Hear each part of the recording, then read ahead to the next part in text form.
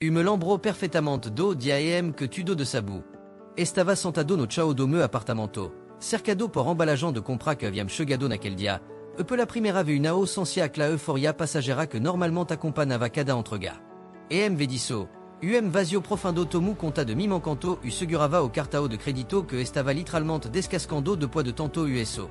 Naquele momento, Orlando para aquele objeto que representava tanto a minha liberdade quanto a minha prisão, percebi que havia cometido todo o erro que alguém poderia cometer como dinheiro. E o pior de tudo? Sabia que não estava sozinho. Milo de pessoas estavam repetindo os mesmos comportamentos autodestrutivos, acreditando que estavam fazendo escola inteligente, enquanto que havíamos sua própria cova financeira como apropriamos. Hoje, depois de ter reconstruído minha vida financeira do zero, quero compartilhar com você os avisos que gostaria de ter recebido quando tudo começou. A sociedade não ensinou uma mentira tão grande, tão profundamente enraizada nosso psicológico, que não nem sequer a questionamos. A mentira de que para ter sucesso você precisa par ser bem sucedido. Que nessa armadilha como uma convicção que hoje me assombra.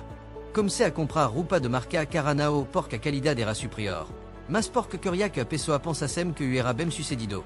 Financiei caro que estava muito além das minha possibilidade, porque acreditava que a imagem que prostaria me abriria porta profissional. Mais triste. Funcionou, mas apenas superficialmente. A pessoa real me começara a me tratar como me respetou, a me olhar como admiração quando chegava no lugar.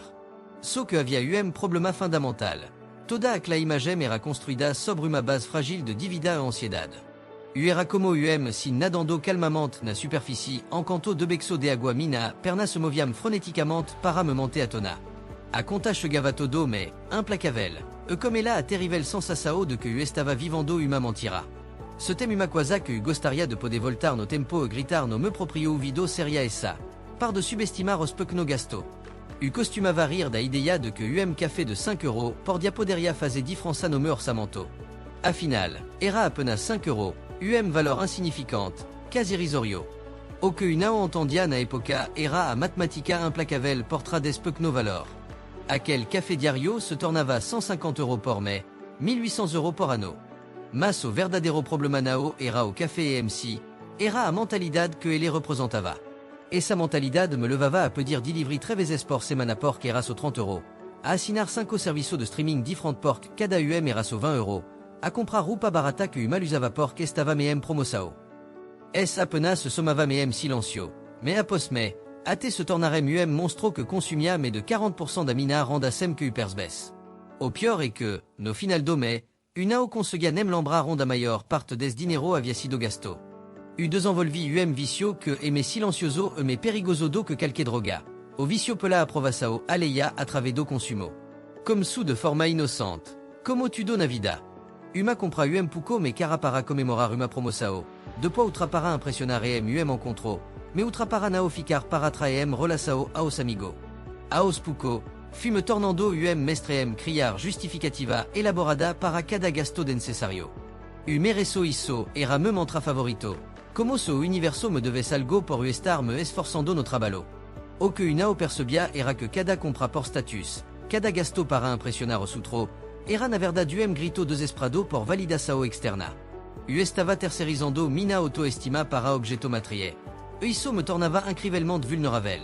A redes sociais pioraram tudo exponencialmente. Via pessoa postando sobre sua vida aparentemente perfeita, sua viajant, sua aquisição, essência uma urgência doença acompanhar esse ritmo, mesmo que fosse apenas na superfície.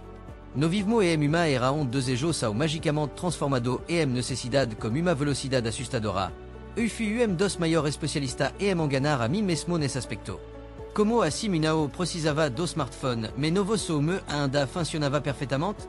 Como assim não precisava de uma televisão maior se a minha ainda tinha imagem?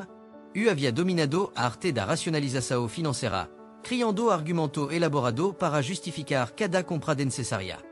Preciso deste curso caro para melhorar minha carreira, mesmo que nunca o concluís. Preciso desta assinatura premium para estudar, mesmo que usasse apenas os recursos gratuitos. A palavra preciso havia se tornado tão banalizada no meu vocabulário que perde completamente o significado. O ponto de virada veio quando, exercício de autoconhecimento doloroso, decidi listar tudo que real me precisava para sobreviver. Moradia, alimenta sao basica, utilidad essentia, transporte para trabalhar-sode. A lista era incrivelmente curta. Todo o resto era desejo, não necessidade.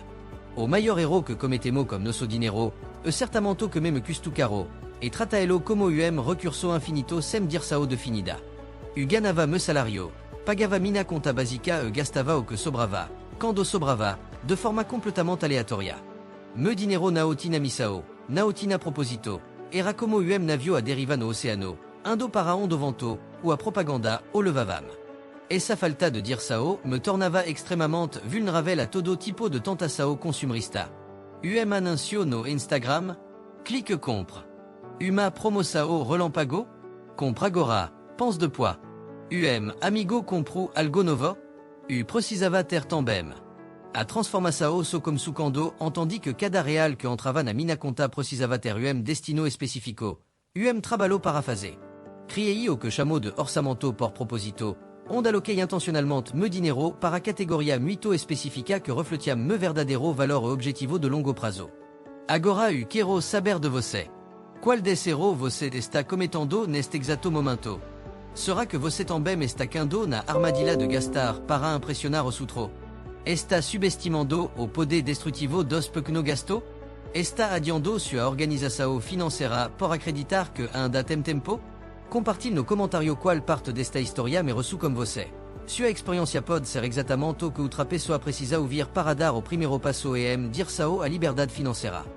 Se este conteúdo fez sentido para você, se te fez refletir sobre ce proprio hábito, anta o não dex de curtir este vidéo, se inscreve no canal e tocar no sinino. Estou preparando uma série de vidéos pratico onde vous detalhar exatamente como implementer cada des conceito na minha vida, como planilha gratuita e exercício específico para te ajudar na sua jornada. A verdade é que ninguém na sabendo administrar dinheiro, e uma habilidade que s'apprend, e nunca é tarde para começar.